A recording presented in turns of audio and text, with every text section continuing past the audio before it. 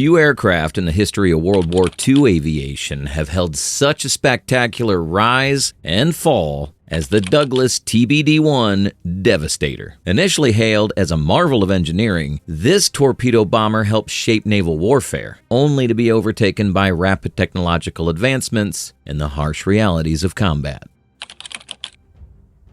Naval aviation was rapidly changing in the 1930s. From the biplane designs that had dominated naval fleets for decades, aircraft like the Douglas TBD-1 Devastator represented a significant leap forward. The Devastator, first unveiled in 1937, was an engineering marvel that combined modern materials and innovative aspects to meet the increasing needs of carrier-based operations. The TBD-1 was the first all-metal monoplane employed by the United States Navy, marking a significant departure from previous aircraft's wood and fabric composition. While its hydraulic folding wings saved space on aircraft carriers' limited decks, its entirely enclosed cockpit provided improved safety for the three-man crew: a pilot, a gunner, and a radio man. This capacity allows for more aircraft to be housed on board, which is critical to the Navy's operational effectiveness. Another new development was the Devastator's retractable landing gear. By reducing drag, the aircraft could achieve speeds and ranges greater than those of its fixed-gear predecessors. In its day, this combination of technical skills established the TBD-1 as a cutting-edge torpedo bomber. For pilots, the Devastator introduced a new level of sophistication right in the cockpit. Its controls and instrumentation were designed to improve situational awareness, allowing pilots to coordinate challenging bombing and reconnaissance missions accurately. This shows a growing emphasis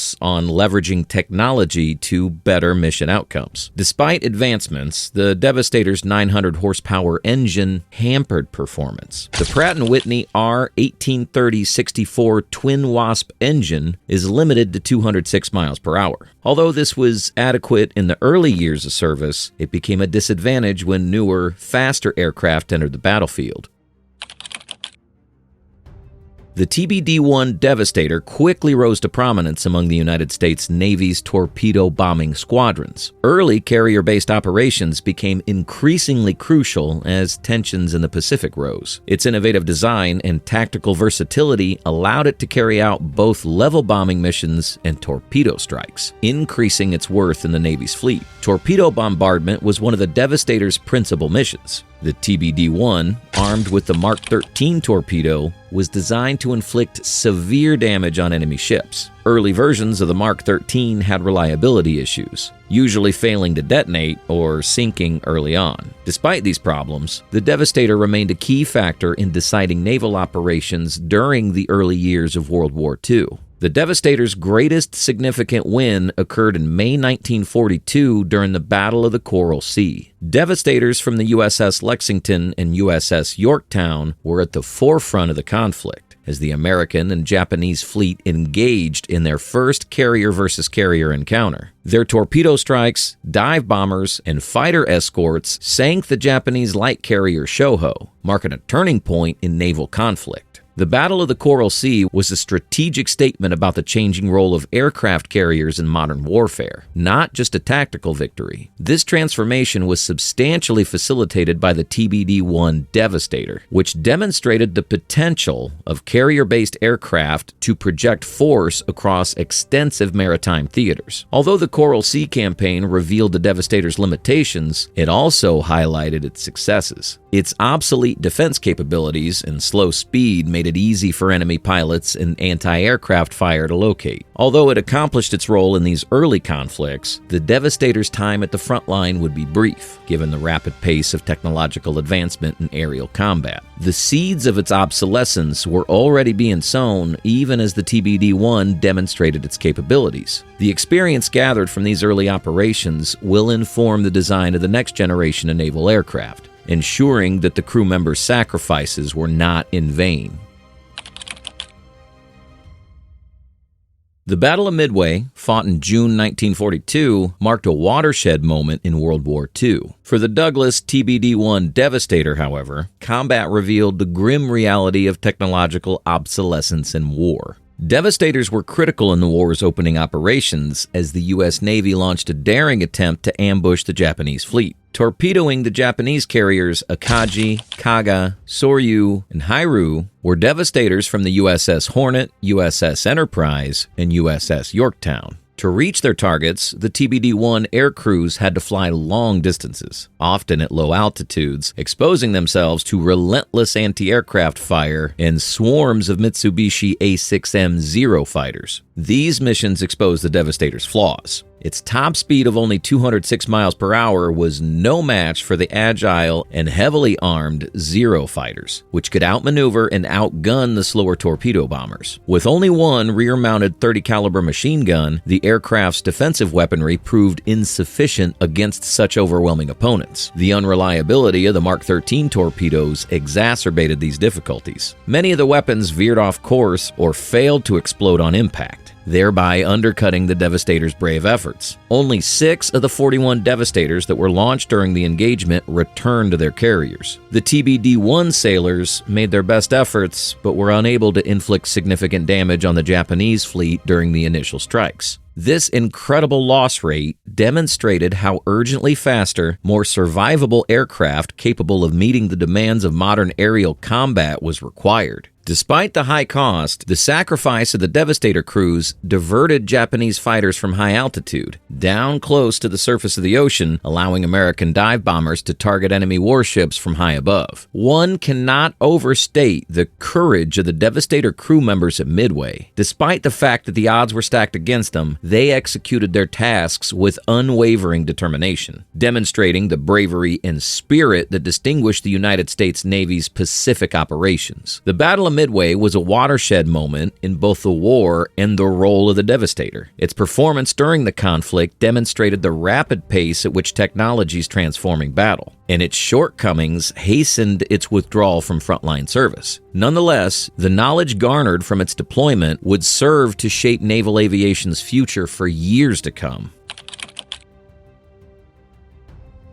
The Battle of Midway demonstrated how urgently a more modern torpedo bomber should replace the obsolete TBD-1 Devastator. Now enter the Grumman TBF Avenger, an aircraft designed to represent the future of naval aviation. Built to learn from the Devastator's shortcomings, the Avenger quickly became the Navy's new workhorse, boasting superior speed, weaponry, and survivability. The Avenger, equipped with a more powerful 1,700 horsepower Wright R2600 twin cyclo engine than the Devastator, could reach 275 miles per hour. Its upgraded defensive weaponry, including a 50 caliber turret gun, rendered it far more appropriate for the demands of modern aerial combat. One of the most significant breakthroughs highlighted was better Mark 13 torpedo performance. Engineers improved its detonation success rate and stabilized it in water to address dependability issues. The Mark 13 became a much more effective weapon when used by the faster and more reliable Avenger, significantly increasing the Navy's hitting potential. The Avenger was a versatile aircraft, not just a replacement for the Devastator. Capable of reconnaissance flights, level bombing, and torpedo strikes, it demonstrated the flexibility that previous aircraft lacked. Its versatility enabled the Navy to preserve it as an important component of its fleet during World War II. The transition from Devastator to the Avenger mirrored a larger shift in naval aviation doctrine. Maintaining technological superiority required ongoing innovation, especially as the Axis powers fielded increasingly advanced ships and planes. The Midway lessons were a turning point in Navy policy for aircraft design, deployment, and tactics. Midway also highlighted the importance of dependable weapon systems. Along with advancements in aircraft durability and weaponry, torpedo improvements ensured that future missions would not repeat the costly mistakes of the past. From Guadalcanal to the Marianas, these upgrades directly contributed to the Navy's success in subsequent actions. The Avenger's rise marked a new chapter in naval aviation. Its durability in battle and ability to adapt to changing mission parameters established it as a bedrock of the Navy's Pacific victories. Nonetheless, it's hard to dismiss the Devastator's impact on this evolution because it laid the groundwork for subsequent advancements. The Douglas TBD-1 Devastator was quickly removed from frontline duties following the Battle of Midway. By late 1942, the Grumman TBF Avenger had completely replaced it, relegating the once revolutionary aircraft to obscurity. Despite its brief existence, the Devastator played an important role in the evolution of naval aviation. The TBD-1 was the first of its kind, connecting World War II's superior monoplanes to the 1920s biplanes. It was a tremendous leap forward in aircraft design. With an all-metal fuselage, enclosed cockpit, and hydraulic folding wings, all of which would become standard in naval aviation. The crews that flew the Devastator showed extraordinary bravery in the face of insurmountable challenges and outdated equipment. Their efforts throughout battles such as Midway were not in vain. Their actions influenced not only the course of the war, but also laid the groundwork for the advancement of aircraft and strategy. Today, only remnants of Devastators can be found in museums or on the seafloor. These items demonstrate the aircraft's significance in naval history while also reminding us of the rapid pace of technological advancement during World War II. Every piece that survived exemplifies creativity, boldness, and selflessness. Although the Devastator's period of service was brief, the events that followed demonstrate its influence. Its successes and failures influenced the design of torpedo bombers, carrier operations, and modern multi-role aircraft. Its historical relevance is secured because it pioneered the move to modern naval aviation. Although its successors usually take the stage, the Douglas TBD-1 Devastator is still a symbol of creativity and will against hardship. Despite its undeniable impact on the evolution of naval warfare, this chapter in naval aviation history may be lost. The TBD-1 Devastator was more than just an aircraft. It served as a platform for research and invention that would shape naval aviation in the future. Many of its design aspects, such as foldable wings, enclosed cockpits, and internal bomb bays, were standard in subsequent generations of carrier-based aircraft. These advances enabled the Navy to maximize efficiency aboard carriers, which is a critical component of modern naval operations. During the Devastator's service, issues with Mark 13 torpedo dependability necessitated a major redesign of aerial torpedo design. By the end of World War II, the Mark 13 had undergone significant modifications, including stabilizing fins and improved detonators, making it one of the most reliable torpedoes available. These teachings laid the groundwork for the advanced armaments featured in modern multi-role combat aircraft. The Devastator's integration into carrier operations also provided important tactical insights. Its operations demonstrated how urgently aviation units and carrier fleets need close collaboration. With modern aircraft like the FA-18 Super Hornet and F-35C Lightning II operating as part of highly coordinated strike groups that combine precision, speed, and survivability, this concept is being taken to new heights today. The Devastator's legacy continues into the digital era. Today's naval operations are driven by integrated systems that link manned aircraft, unmanned drones, and naval command centers in real time. The concepts of networked warfare stem from the knowledge gathered from early attempts to coordinate naval operations and torpedo bomber missions. The operational issues encountered by the Devastator also serve to fine-tune carrier launch and recovery systems. The high-stakes context of World War II prompted rapid innovation in deck operations, resulting in modern catapult and arresting gear systems. These advancements ensure that today's aircraft can take off and land with speed and accuracy, even in the most extreme conditions. Looking forward, the ideas developed during the Devastator's lifetime continues to guide the development of sophisticated naval aviation technologies. From autonomous drones to artificial intelligence-driven mission planning, the principles acquired during its service remain vital in novel advances. The narrative of the Devastator demonstrates the iterative nature of creativity. Despite the fact that rapid advancements overshadowed its combat performance, its contributions to aircraft design, naval strategy, and carrier operations significantly enriched aviation history. Every carrier-based aircraft that flies today carries the mark of its impact.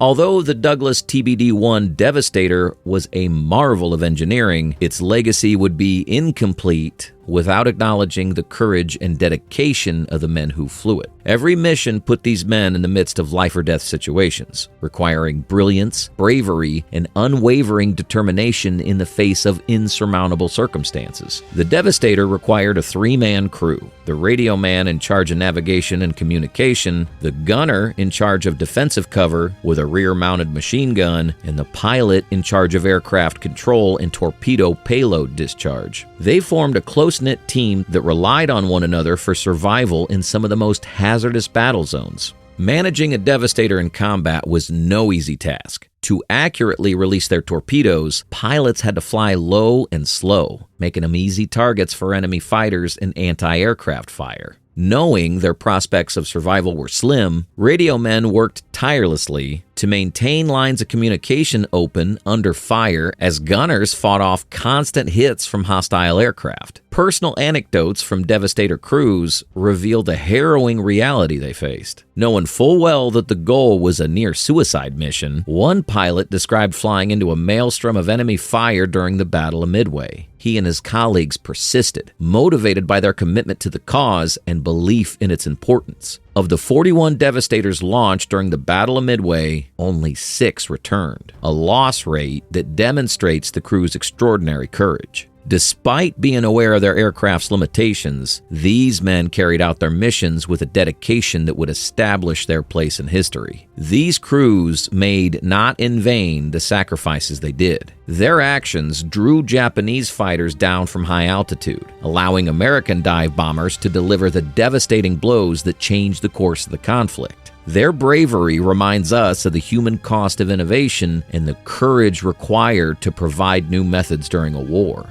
Today's naval aviators continue the legacy of the Devastator crews. Their legacy lives on in the lessons they taught about collaboration, determination, and the never-ending pursuit of success, as well as the planes they flew. These characteristics are still crucial in naval aviation today.